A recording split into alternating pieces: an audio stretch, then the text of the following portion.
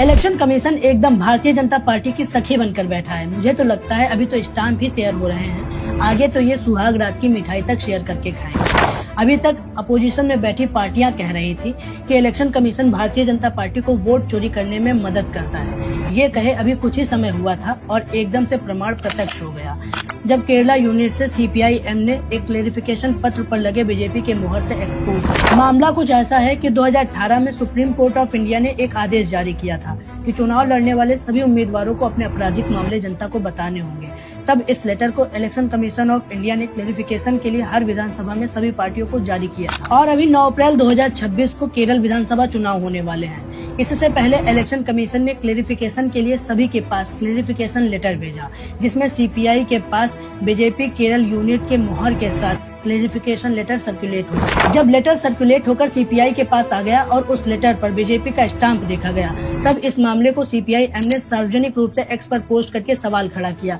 कि ये BJP Kerala unit का स्टाम्प इलेक्शन कमीशन के पास कैसे आ गया। और इसके बाद जब CPI राज्यसभा MPP संतोष कुमार ने चीफ इलेक्शन कमिश्नर के पास पत्र लिखकर शिकायत की और अन्य पॉलिटिकल पार्टियों ने प्रेशर बनाया,